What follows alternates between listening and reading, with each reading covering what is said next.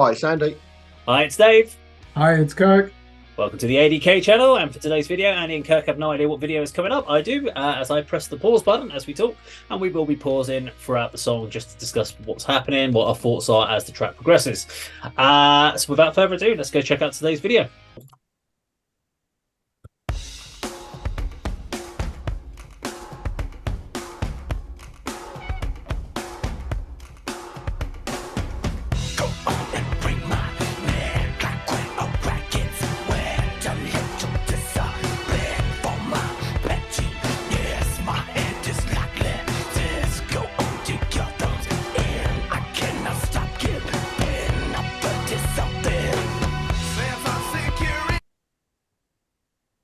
Okay, 30 seconds in. Well, I'm not going to ask Kirk, who do you think this is? That's just silly. First thoughts on the track so far, Andy? I'd be skipping. That's before that's before I realised who it was as well.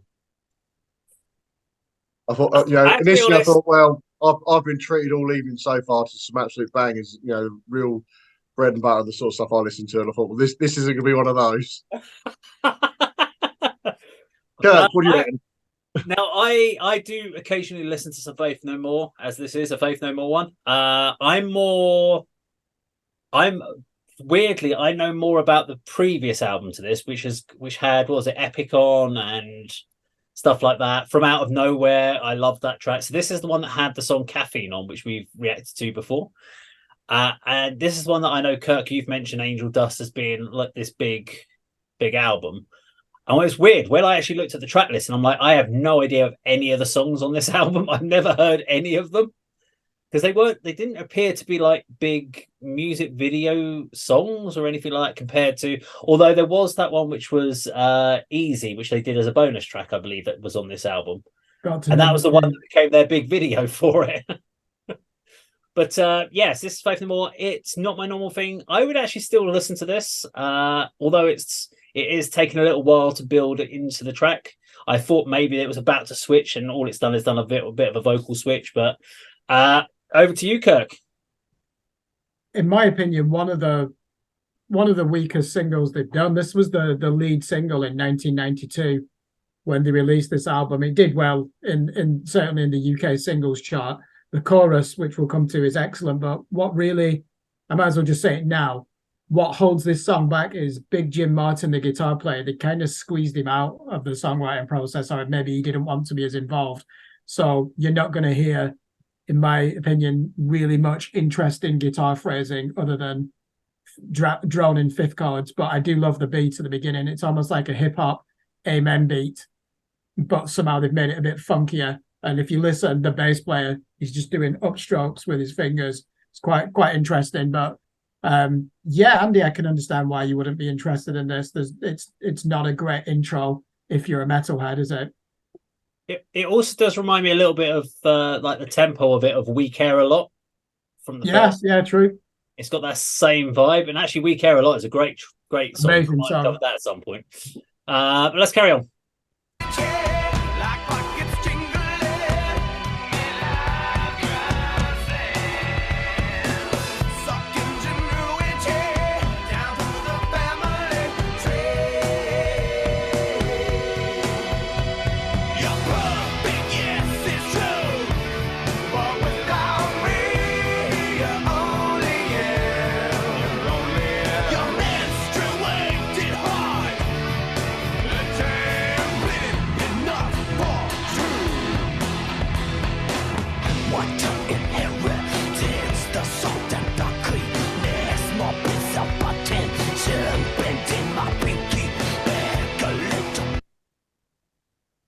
Okay, I'm going to come to my point. Before I do, I'll ask Andy if there's anything you want to add to the song at this point.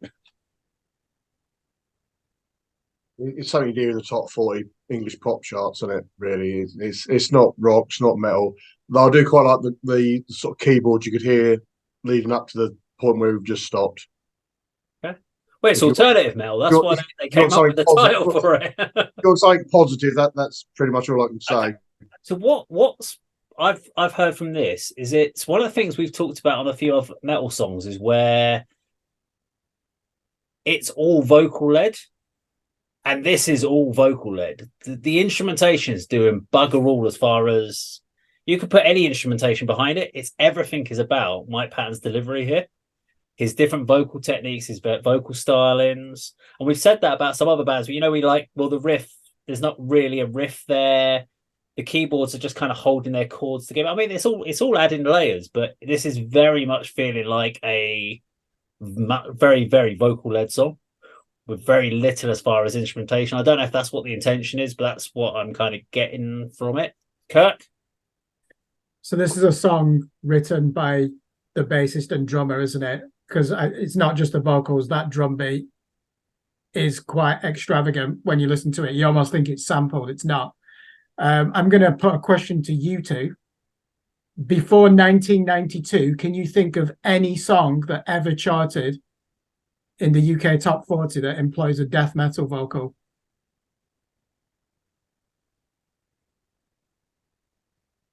Not off the top of my head. I don't think there is one. So, Andy, even though you said is it rock, is it metal, is it neither? That's what almost the pop genius of this band. Listen to how subversive this song is. So it's built on a funky drum beat. The guitars are playing fifth chords, and then he's actually doing that bloodthirsty, almost grotesque death metal vocal, and he's doing it as if he's about to break out into a rap. This is just so far off the charts in 1992, and even to this day, I don't think anything sounds like this. So I can see why it's divisive, but this is just so fucking left field, this song, considering it has a chorus as well. I just don't think any other band has ever thought to write something like this. Is this the true definition of alternative metal then? You've In my used the word opinion, left yes. field and off the chart. That means it's not like anything else, which means it's alternative to everything else that we all know, isn't it? I just think these are a band that are hard to imitate as well. Even though they've influenced so many bands, there's not really anyone where you think, oh, that's just a rip-off of Fifth or More, because it's so difficult to sound like them. Okay, let's run it. Let's keep going.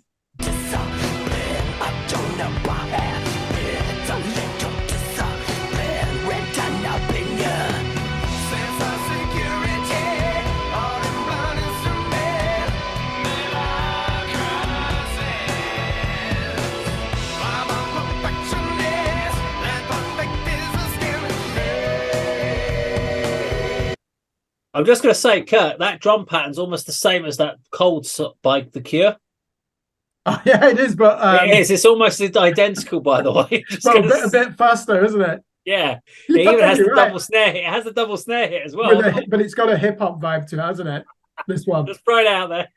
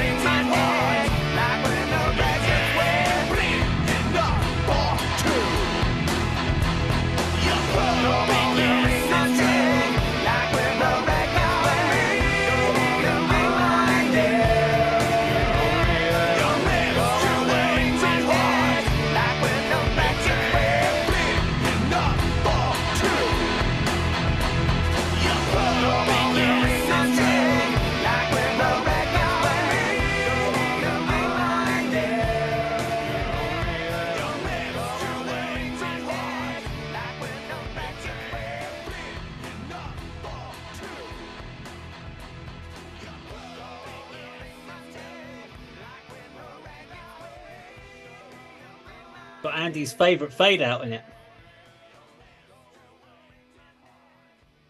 Ending the song probably wouldn't have improved it. Close that down. Okay, so we'll do a very quick one over to Andy for your final thoughts on it. I'm just struggling to think who this appeals to. I just don't. It's pop music, isn't it? Pop. The standard people say, "Oh, yeah, I listen to anything." Oh, what's your favourite band? I'm listening to anything. Like when you ask, my daughter, for example, my kids, they say, "Oh, what are you listening to?" And all sorts of stuff. That'd fall in that bracket because it doesn't belong anywhere. There is an opportunity. I was hoping they was going to pull that bloke apart by horses, but they obviously didn't finish the scene. That would have gained a few points for me if they've actually sort of done that execution. Okay. But do you know I just don't get it. You don't get it. Do you know what? That's the same response I get with grindcore. Because I would listen to that over grindcore every single day of the week. There's not a chance I would ever listen to grindcore. I'd be like, no, a lot of noise, nonsense. Now with this feels like a band that was given way too much time in the studio to record that album. They wrote the songs and then they were like, what else could we fuck around with? And they just started doing stuff to the tracks and adding, what if we did an extra vocal layer and did a different weird harmony vocal bit with me going on something underneath it? And it just feels like they could have made it a more simplistic, stylized song and it would have worked, would be a bit more accessible. I do think they've over-saturated at certain points or over-fought it to try and be clever for the sake of being clever. That's my only kind of thoughts. That's what it felt like when they wrote the song, because especially as you were saying, like, Mike Patton had a lot more writing of the music on this album, and you can tell that it was taken away from where it was with the real thing, where Jim Martin would have had a lot more impact, more guitar-driven. This definitely felt like someone going down an experimental route. We obviously know he was doing it with Mr. Bungle anyway, so it bringing that Mr. Bungle influence of what he kind of likes to throw in there into Faith No More. I personally, I liked the real thing, and it's the one after this. Was it King for a Day? Is that the 1995 album? I liked that one as well. So I like those two more than I like this particular song so far. I don't know what it is. I think it's just they're trying to be too clever for me, and it sounds that. But I do like Mike Patton's voice. I think, again, that there are bits where he's just tried to be a bit too clever and tried to go a bit weird. As Andy said the other week, weird for the sake of being weird. Yeah. That's something that it feels like.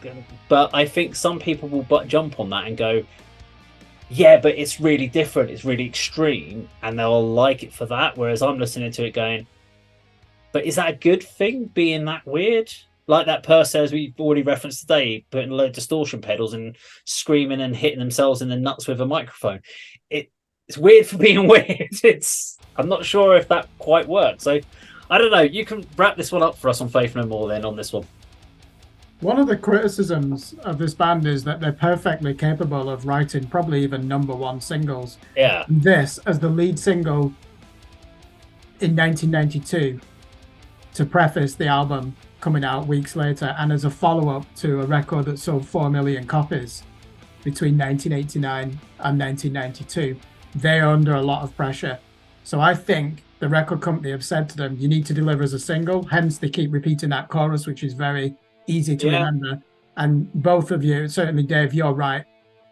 It was a long period in the studio. They have basically thought, here's your pop song, but we're going to fuck it up as well and make it subversive. So that middle eight almost goes tongue-in-cheek disco and then gothic doom metal for 20 seconds. The reason I like this, because I just love bands who take those risks and are almost like, we don't give a fuck if this sells or not. Andy, you are right, though. In 2022, if that came out now, who the hell is that appealing to?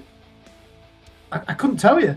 Whereas we know, don't we, looking back in hindsight, these Rage Against the Machine, Helmet, Primer, bands like that, they defined what alternative metal and what went on to influence new metal. And yeah, do you know, I actually like this song more now that we've broken it down, just because it is such a strange song using such an orthodox song structure. It is baffling. I'll just say one more thing. This album is an extreme metal album. There are at least 4 songs on here that would definitely qualify as death metal. So this is the heaviest album, and I still say it, and I've said it previously on this channel, the most extreme album ever to reach #2 in the UK album charts for me. There we have it. Faith No More and Midlife Crisis. If you like this video, please do like, share, and subscribe, and we'll see you on the video sometime very soon. Take care.